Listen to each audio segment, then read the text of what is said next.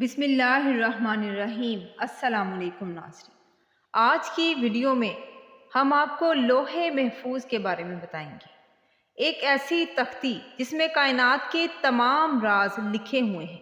کون کب مرے گا، کس کو کتنا رزق دیا جائے گا اور کس کی زندگی میں کون کون سے حالات درپیش ہوں گے، کس کو کس طرح کی موت آئے گی اور کون کس حال میں مرے گا، اس کا حشر کیسا ہوگا۔ الغرض تمام زمین و آسمان اور اس پر اسرار دنیا کائنات کے تمام راز اس تختی پر تحریر ہے۔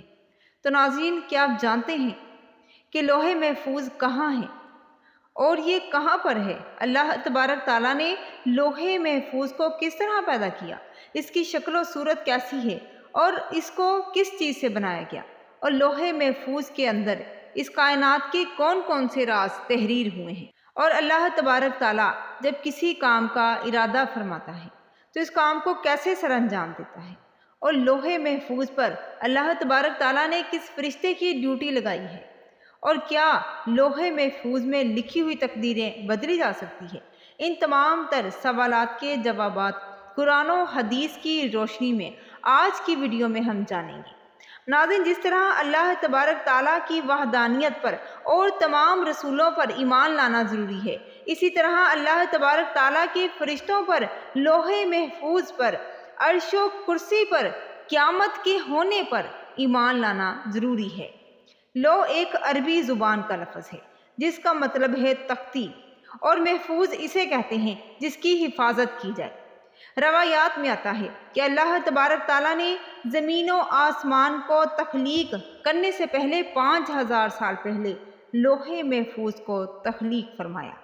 اللہ تبارک تعالیٰ نے جب قلم اور لوح محفوظ کو تخلیق فرمایا تو اللہ تبارک تعالیٰ نے قلم کو حکم ارشاد فرمایا کہ لکھ، تو قلم نے اللہ تبارک تعالیٰ کی بارگاہ عالیہ میں عرض کیا کہ یا رب العالمین کیا لکھوں، تو اللہ تبارک تعالیٰ نے ارشاد فرمایا کہ اس کائنات کی ابتدا سے لے کر انتہا تک تمام تر معاملات کو لکھ دے۔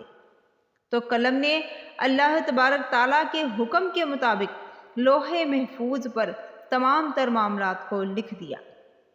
لوح محفوظ وہ تختی ہے جس میں تمام انسانوں کی تقدیریں لکھی ہوئی ہیں۔ اس کائنات کی تخلیق سے لے کر اس کائنات کے فنا ہونے تک ہر چیز اس میں لکھی ہوئی ہے۔ لہٰذا آج تک جو کچھ اس کائنات میں ہوگا اور قیامت تک جو ہونے والا ہے، سب کچھ اس میں لکھا ہے، اور لوح محفوظ تمام مخلوقات کی پہنچ سے بالا تر ہے۔ کوئی بھی انسان یا شیطان اس تک نہیں پہنچ سکتا، جیسا کہ بخاری شریف کی حدیث ہے کہ رسول اکرم صلی اللہ علیہ وآلہ وسلم نے ارشاد فرمایا کہ اللہ تبارک تعالیٰ نے لوح محفوظ میں ہر چیز لکھ دی اور آسمان و زمین کو پیدا فرمایا۔ قرآن کریم کے بہت سارے مقامات پر بھی لوح محفوظ کا ذکر ہے، جیسا کہ سورۃ البروج میں اللہ تبارک تعالیٰ ارشاد فرماتے ہیں، یہ قرآن ہے جو لوح محفوظ میں لکھا ہوا ہے۔ قرآن پاک کی اس آیت کریمہ سے پتہ چلتا ہے کہ قرآن پاک بھی لوح محفوظ کی تختی پر لکھا ہوا ہے، اور ہمارے پاس جو قرآن پاک موجود ہے یہ وہی قرآن پاک ہے جو لوح محفوظ میں تحریر کیا ہوا ہے۔ اور ایک دوسرے مقام پر ارشاد باری تعالیٰ ہے، اور ہم نے ہر چیز لوح محفوظ میں شمار کر رکھی ہے۔ ہر چیز کو اس جہان میں واقع ہونے سے پہلے لکھ دیا تھا۔ اللہ تبارک تعالیٰ نے لوح محفوظ کو سفید موتیوں سے بنایا ہے، اور اس کے صفحات یعنی پیجز سرخ یاقوت کے ہیں، اور اس کی تحریریں نور سے لکھی ہوئی ہیں، جیسا کہ ابن عباس رضی اللہ تعالیٰ عنہ سے روایت ہے کہ رسول پاک صلی اللہ علیہ وآلہ وسلم نے ارشاد فرمایا کہ اللہ تبارک تعالیٰ نے لوح محفوظ کو سفید موتیوں سے پیدا کیا، اور اس کے صفحات سرخ یاقوت کے ہیں، اور اس کا قلم نور کا ہے، اور اس کی لکھائی نور ہے۔ اللہ تبارک تعالیٰ ہر روز لوح محفوظ کی طرف 360 مرتبہ نظر فرماتا ہے۔ چنانچہ اللہ تبارک تعالیٰ کسی کو پیدا کرتا ہے، کسی کو رزق دیتا ہے، کسی کو زندگی دیتا ہے، اور کسی کو موت اور کسی کو عزت سے نوازتا ہے اور کسی کو ذلت میں ڈال دیتا ہے، اور اللہ تبارک تعالیٰ جو چاہتا ہے وہ کرتا ہے۔ روایات میں آتا ہے لوح محفوظ کی لمبائی زمین و آسمان کے برابر ہے اور اس کی چوڑائی مشرق اور مغرب کے برابر ہے۔ لوح محفوظ عرش کے دائیں جانب ہے، عرش کے ساتھ لٹکی ہوئی ہے اور ایک فرشتے کی گود میں ہے۔ حضرت ابن عباس رضی اللہ تعالیٰ عنہ بیان فرماتے ہیں کہ لوح محفوظ کے سینے پر بطور ٹائٹل یہ الفاظ لکھے ہوئے ہیں کہ اللہ تبارک تعالیٰ کے علاوہ کوئی عبادت کے لائق نہیں، اس کا دین اسلام ہے اور محمد صلی اللہ علیہ وآلہ وسلم اس کے بندے اور رسول ہیں۔ لہٰذا جو بھی اللہ پر ایمان لائے گا، اس کے وعدوں کو سچا جانے گا اور اس کے رسولوں کی اتباع کرے گا تو اللہ تبارک تعالیٰ اس کو جنت میں داخل فرما دے گا۔ لوح محفوظ پر اللہ تبارک تعالیٰ نے اپنے مقرب فرشتے حضرت اسرافیل علیہ السلام کی ڈیوٹی لگائی ہے، جیسا کہ حضرت ابو سنان رحمۃ اللہ علیہ فرماتے ہیں کہ اللہ تبارک تعالیٰ کے سب سے زیادہ قریب لوح محفوظ ہے جو عرش کے ساتھ لٹکی ہوئی ہے۔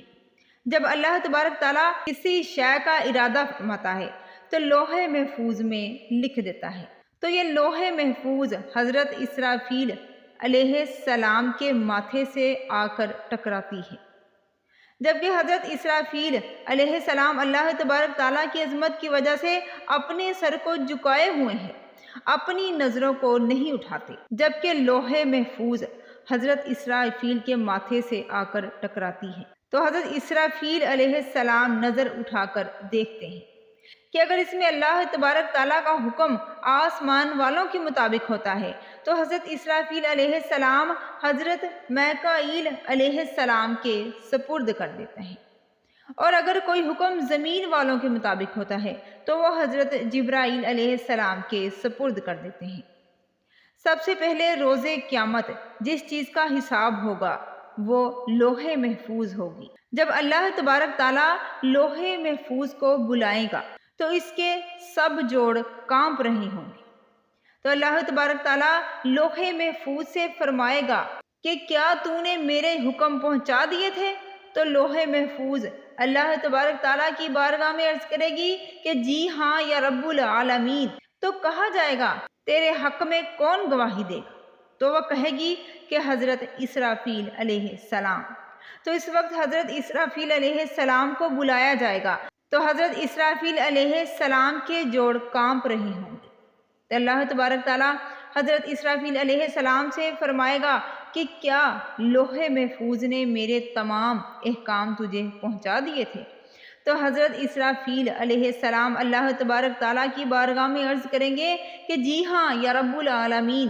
تو اس وقت لوح محفوظ کہے گی سب تعریفیں اس خدا کے لیے جس نے مجھے برے عذاب سے نجات عطا فرمائی۔ اسی طرح حساب و کتاب کا سلسلہ ہوتا رہے۔ تو ناظرین اب بات کرتے ہیں کہ کیا لوح محفوظ پر لکھی ہوئی تقدیر کو کیا واقعی بدلا جا سکتا ہے؟ نہیں، جو تقدیر لوح محفوظ پر لکھی ہوئی ہے اس کو ہرگز بدلا نہیں جا سکتا۔ لوح محفوظ پر جو لکھا ہوا ہے اس میں کسی قسم کی کوئی تبدیلی نہیں ہو سکتی۔